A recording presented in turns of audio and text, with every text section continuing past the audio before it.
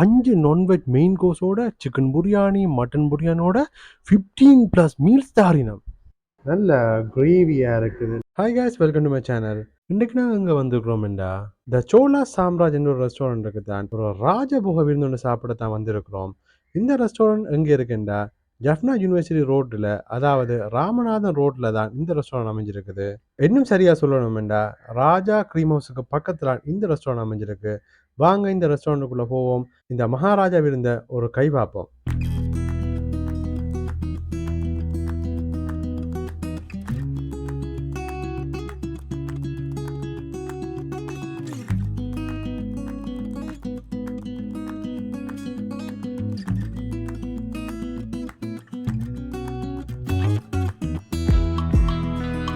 Okay, நாங்கள் order பண்ண food வந்துட்டு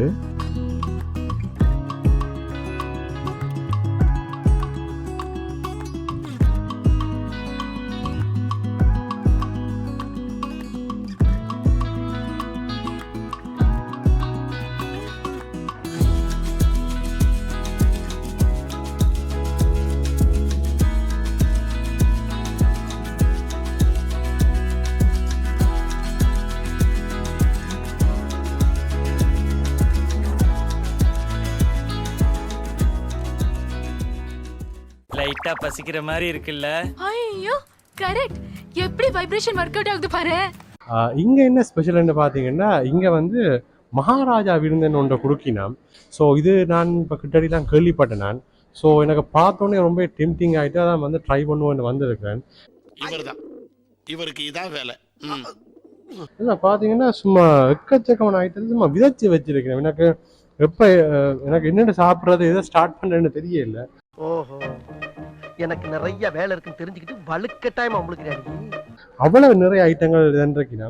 ஸோ நான் உங்களுக்கு இதில் என்னென்ன இருக்குன்னு ஒன்றா சொல்கிறேன். ஓகே, நாங்கள் இப்போ ஒரு ஐட்டங்களை பார்ப்போம் என்னென்ன ஐட்டங்கள் இருக்குன்னு. எனக்கு நிறைய 15 ஐட்டத்துக்கு மேலே இருக்குது.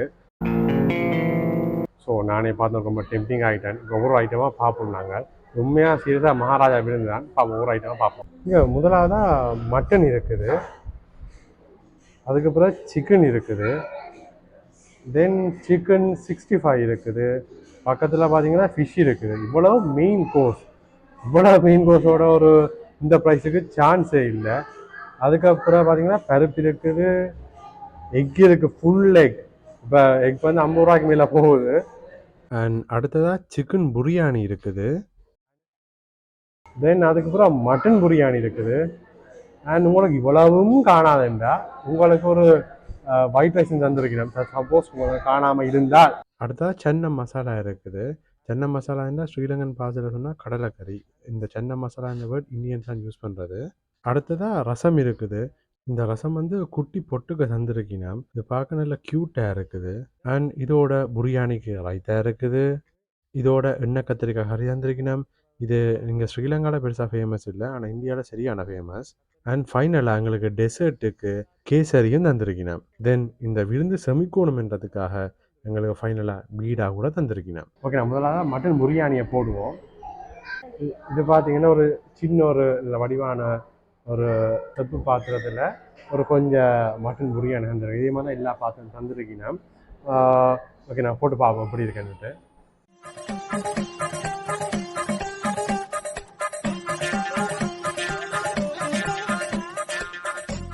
ஓகே, அடுத்ததாக சிக்கன் பிரியாணியை போட போகிறேன்.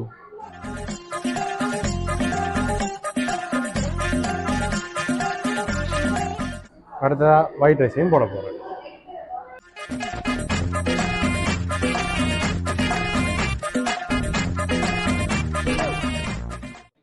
ஓகே, இப்போ நான் மட்டன் கறியை போட போகிறேன். இந்த கலரை பார்க்க நல்லா ஸ்பைஸியாக இருக்கும்போது நல்ல கிரேவியாக இருக்குது. நல்ல கலரை பார்த்தீங்கன்னா சும்மா செம்ம டெம்டிங்காக இருக்குது. நல்லா கலரை பார்க்க ஸ்பைஸியாக இருக்கும் போல இருக்குது. ஓகே, நான் மட்டனை கொஞ்சம் போட்டு பார்ப்போம் அப்படியே.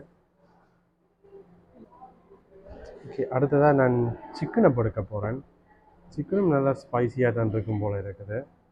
பாருங்கள், சிக்கனே ஸ்பைசி குறைய மாதிரி கிடக்குது.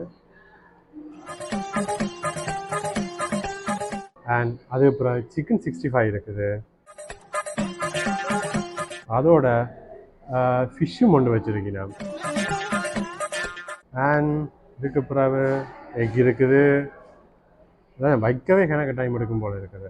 கடலை கறி கிடக்குது.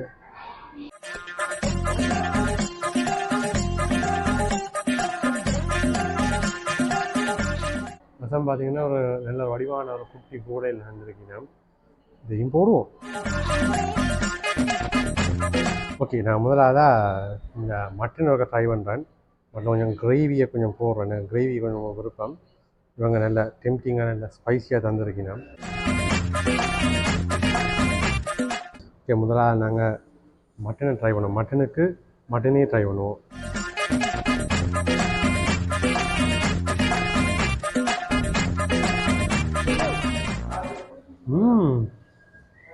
வா, ஆமாம், செம்ம ஸ்பைஸியாக இருக்குது. நல்லா இருக்கும், நல்ல டேஸ்டாக இருக்கும், சூப்பராக இருக்கும்.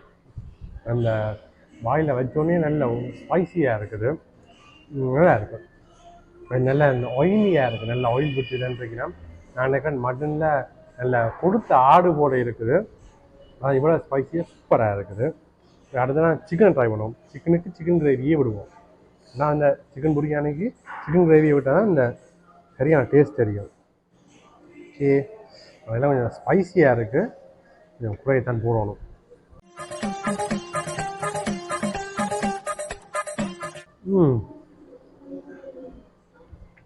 சிக்கன் வந்து கொஞ்சம் ஸ்பைசி குறைவு, மட்டன் நல்லா ஸ்பைஸியாக இருக்குது.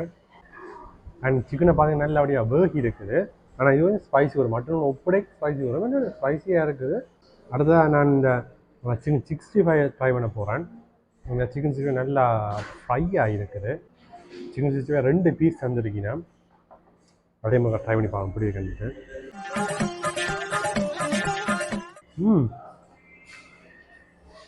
சூப்பராக நல்லா இருக்கும். சிக்கன் நல்லா வேகி இருக்குது, உங்களுக்கு நல்லா கிறிஸ்பியாக இருக்குது, நல்லா இருக்குது. உங்களுக்கு நல்லா இந்த பாருங்க, நல்லா வேகி இருக்குது, நல்லா கிறிஸ்பியாக இருக்குது. மேலே அந்த சிக்கனை வந்து உள்ளுக்கு ஒரு லேயரால் ஒரு மாவு ஒன்று போட்டு தான் பொரிச்சிருக்கீங்க. அது நல்லா இருக்குது. அண்ட் அடுத்ததாக ஃபிஷ் ஃப்ரை ட்ரை பண்ணுவோம். எனக்கு பொதுவாக ஃபிஷ் ஃப்ரையாக தான் விருப்பம்.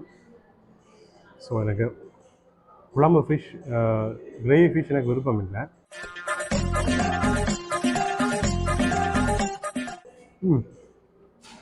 ஃபிஷ் நல்லா இருக்கும், சூப்பராக இருக்குது.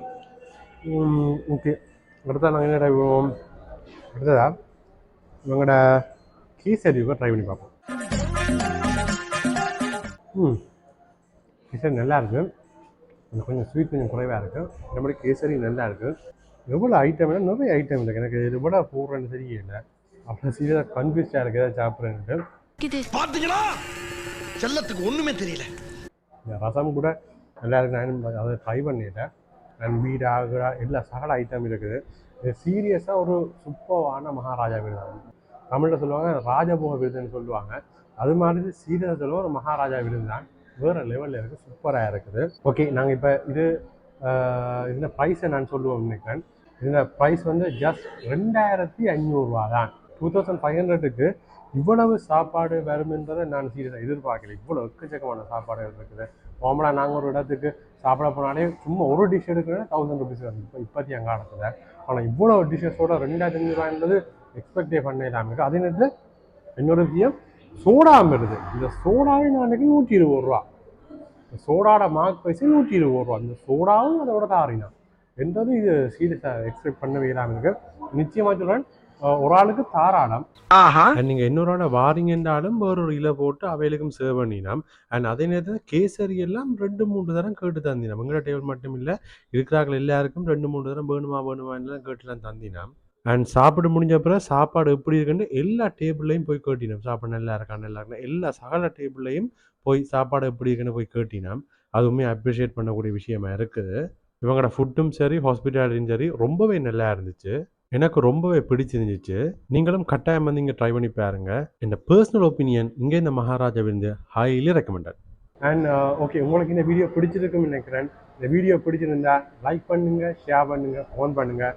அது எல்லாத்துக்கும் முதல் சப்ஸ்கிரைப் பண்ணுங்கள். ஏன்னா இப்படியான நிறைய ஃபுட் வெரைட்டிஸ் எல்லாத்தையும் ட்ரை பண்ண போகிறோம். அது உங்களுக்கு ரொம்பவே பிடிச்சிருக்குன்னு நம்புகிறேன். மீண்டும் இன்னொரு வீடியோவில் சந்திக்கலாம். அதுவரை உங்களிடமிருந்து விடைபெற்றுக் கொள்வது உங்கள் அச்சோர்.